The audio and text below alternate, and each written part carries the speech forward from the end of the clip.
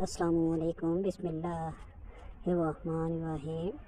آج میری ویڈیو کا عنوان ہے طب کے بارے میں۔ طب علاج کے متعلق وصیتیں ہیں۔ معالج کو چاہیے کہ وہ ہر بار صحت میں ذرا سا فرق آنے پر علاج نہ شروع کر دے، کیونکہ اس طرح طبیعت سست اور کسل مند ہو جاتی ہے اور معمولی بیماری کا بھی دواؤں کی امداد کے بغیر مقابلہ نہیں کر سکتی۔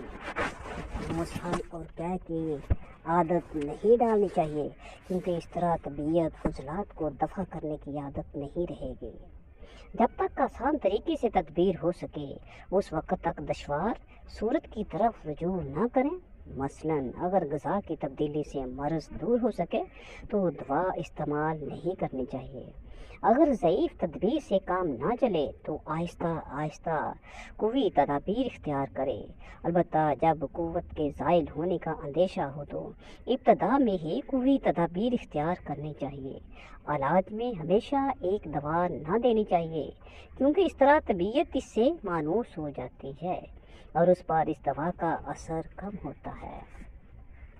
غلطی پر جمع نہیں رہنا چاہیے اور نہ ہی صحیح تدبیر سے گریز کرنا چاہیے۔ صحیح اور غلط تدابیر کے اثرات دیر میں ظاہر ہوں، یعنی غلطی پر محض اس لیے جمع نہیں رہنا چاہیے کہ اس کا فوری برا اثر نہیں ظاہر ہو رہا، اور نہ ہی صحیح تدبیر کو اس خیال سے چھوڑنا چاہیے کہ اس کا فوری فائدہ نہیں ہوگا۔ سخت موسموں میں تیز دوائیں استعمال نہیں کرنی چاہیے۔ سخت گرم موسم میں زیادہ گرم اور سخت سرد موسم میں زیادہ سرد دوا منع ہے۔ جب تک غذاؤں سے تدبیر ممکن ہو اس وقت تک دواؤں کو اختیار نہیں کرنا چاہیے۔ جب مرض کو گرم یا سرد متعین کرنے میں وقت ہو تو تجربے کے طریق پر زیادہ گرم یا سرد دوا نہیں دینی چاہیے، کیونکہ ممکن ہے کہ مرض گرم ہو اور دوا زیادہ گرم دی گئی تو مرض بڑھ جائے گا۔ کسی شے کے عارضی اثر سے دھوکے میں نہیں پڑنا چاہیے، کیونکہ علاج میں ذاتی اثر کا زیادہ اعتبار ہوتا ہے۔ مثلاً سرد پانی کا غسل عارضی طور پر بدن کو کسی قدر گرم کرتا ہے، اس لیے طبیب سرد مرض میں غسل کا حکم دے دے تو یہ اس کی غلطی ہوگی، کیونکہ سرد پانی کا عارضی اثر گرمی تو جلد زائل ہو جائے گی، مگر ذاتی اثر یعنی کہ سردی دیر تک رہنے کی وجہ سے مرض میں اضافہ کر دے گا۔ جب ایک مریض میں چند امراض جمع ہو جائیں تو پہلے اس مرض کا علاج کرنا چاہیے، جس میں مفصلہ 3 امور میں سے کوئی ہو۔ پہلے ایک کے اچھے ہونے پر دوسرے کا اچھا ہونا موقوف ہو۔ جیسے ورم اور زخم کے علاج میں پہلے ورم کا علاج کرنا چاہیے، کیونکہ ورم کے اچھا ہونے پر زخم کا اچھا ہونا موقوف ہے۔ ایک مرض دوسرے مرض کے لیے سبب ہو، جیسے سدہ افنی بخار کا سبب ہوتا ہے، کیونکہ افنی بخار اخلاط کے تعفن سے ہوتا ہے اور اخلاط کا تعفن رگوں میں سدہ پیدا ہونے سے تو پہلے سب کا ازالہ کرنا چاہیے، اور اگر سدہ دور کرنے کے لیے دوائیں کفایت نہ کریں تو گرم دواؤں کے استعمال میں مذائقہ نہیں ہے، گو اس سے حرارت بڑھ ہی کیوں نہ جائے، کیونکہ ان کے سدوں کے دور ہونے سے جو حرارت دور ہو کر برودت پیدا ہوگی اس کا نفع ان دواؤں کی حرارت کے ضرر سے زیادہ ہوگی۔ افنی بخار اخلاط کے تعفن سے پیدا ہوتا ہے اور اخلاط کا تعفن رگوں میں سدہ پیدا ہو جانے سے ہوتا ہے، اس لیے پہلے سدے کا علاج کرنا چاہیے۔ سدے کو دور کرنے کے لیے اگر زیادہ گرم دواؤں کی بھی ضرورت محسوس ہو تو ان سے دریغ نہیں کرنا چاہیے، کیونکہ ان سے عارضی طور پر حرارت میں اضافہ ہو جائے گا، مگر سدوں کے کھلنے کے بعد حرارت کم ہو جائے گی اور اس طرح ان کے استعمال کے منافع ان کے نقصان سے زیادہ ہوں گے۔ دونوں مرضوں میں سے ایک دوسرے سے ہم ہوں تو پہلے اہم کا علاج کرنا چاہیے، مگر اس کے ساتھ دوسرے سے بھی غافل نہیں ہونا چاہیے، یعنی اس کی رعایت کو بھی ملحوظ رکھنا چاہیے۔ شدید مرض کی مثال طب محرقہ ہے اور مزمن کی فالج۔ اگر کسی مریض کو یہ دونوں ایک ہی وقت میں لاحق ہوں تو پہلے محرقہ کا علاج کرنا چاہیے، کیونکہ محرقہ میں یہ خطرہ ہوتا ہے کہ مریض چند روز میں ہلاک نہ ہو جائے، مگر فالج میں بالعموم مہلت مل جاتی ہے۔ جب مرض اور عرض دونوں جمع ہو جائیں تو پہلے مرض کا علاج کرنا چاہیے، البتہ اگر عرض زیادہ شدید اور قوی ہو تو پہلے اس کے علاج کی طرف توجہ کرنی چاہیے۔ جیسے کبھی کولنج میں شدید درد ہوتا ہے تو اس وقت پہلے کولنج کو تسکین دینی چاہیے اور اس کے بعد سدا کے کھولنے کی تدبیر کرنی چاہیے۔ عرض اس غیر طبعی حالت کو کہتے ہیں جو کسی مرض کی وجہ سے پیدا ہو اور اس کے تابع ہو۔ اس حالت میں مرض کا علاج کرنا چاہیے، کیونکہ اس طرح عرض جو ہے خود بخود دور ہو جائے گا۔ مثلاً بخار کی وجہ سے درد سر ہو تو بخار کا علاج کرنے سے درد سر بھی دور ہو جائے گا۔ البتہ اگر عرض زیادہ قوی ہو اور اس سے ہلاکت یا ضعف قوت کا اندیشہ ہو تو پہلے اس کے علاج کی طرف متوجہ ہونا چاہیے۔ جیسے کولنج میں درد بہت شدید ہوتا ہے، اس وقت پہلے درد کی تسکین کی جاتی ہے اور اس کے بعد آنتوں کو صاف کرنے کی کوشش کی جاتی ہے۔ بہترین شراب وہ ہے جو خوش ذائقہ، خوشبودار اور صاف رنگ اور معتدل قوام، نہ گاڑی نہ پتلی ہو۔ میل سے خالی اور اچھی شراب کی عمدہ پہچان یہ ہے کہ اگر اس کی تھوڑی سی مقدار مدت دراز تک ہوا میں کھلی رکھ کر چھوڑ دی جائے جب بھی خراب نہ ہو، الغرض مدت کی درازی ہی سے شراب کی جودت اور عمدگی پہچانی جاتی ہے۔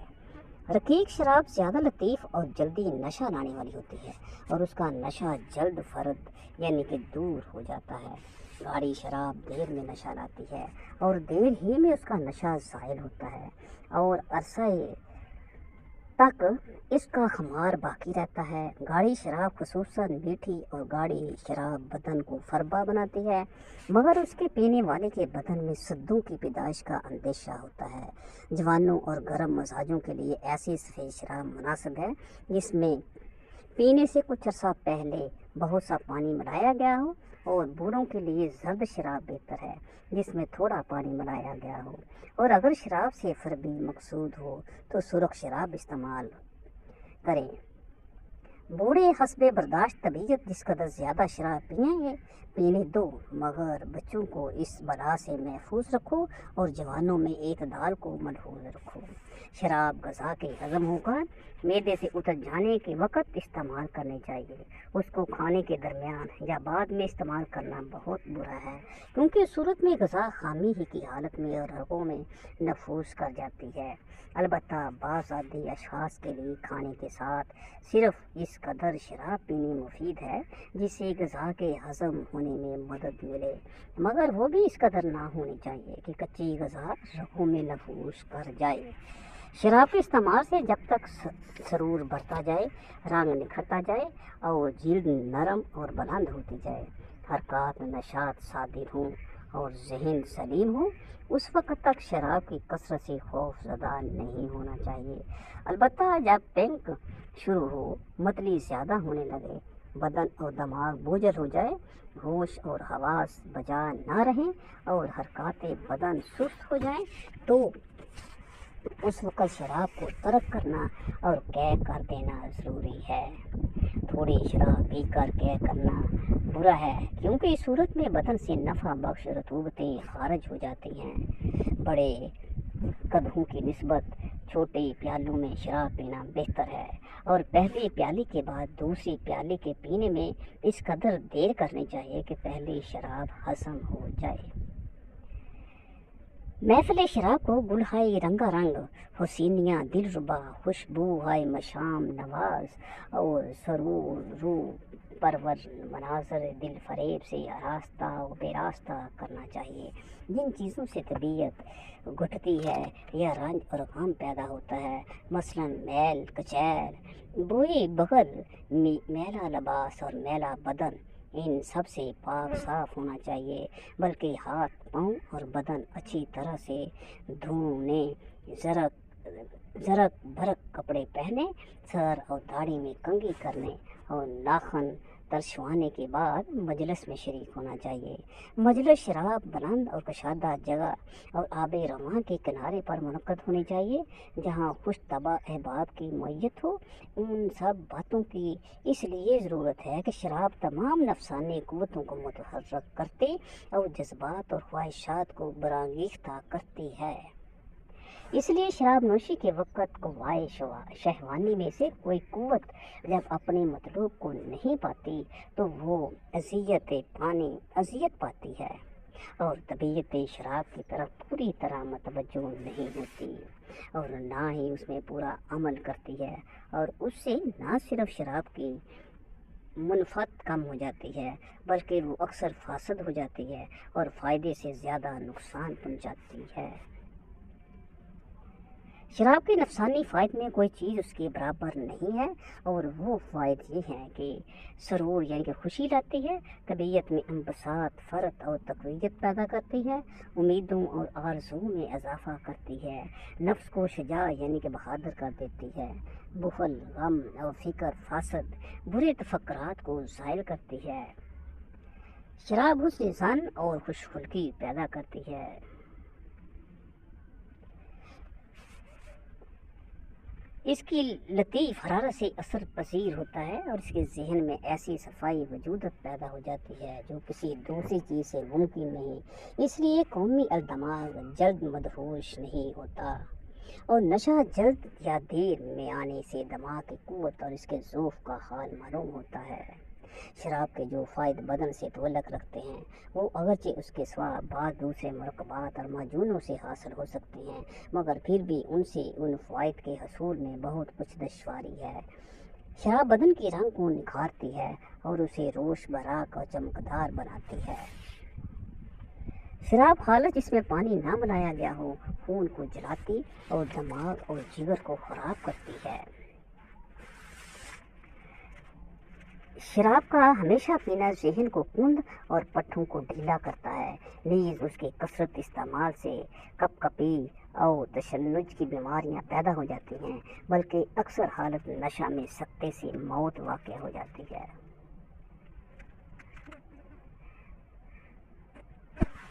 शराब मस्तार यानी वो शराब जिस पर 6 माह ना गुजरे हों के इस्तेमाल से मर्ज़ मुस्तारिया का ख़तरा होता है, क्योंकि ये नज़ीर और इसहाल पैदा करती है, मतवातर मदहोशी दिमाग की क़ुव्वतों और पट्ठों को सुस्त कर देती है।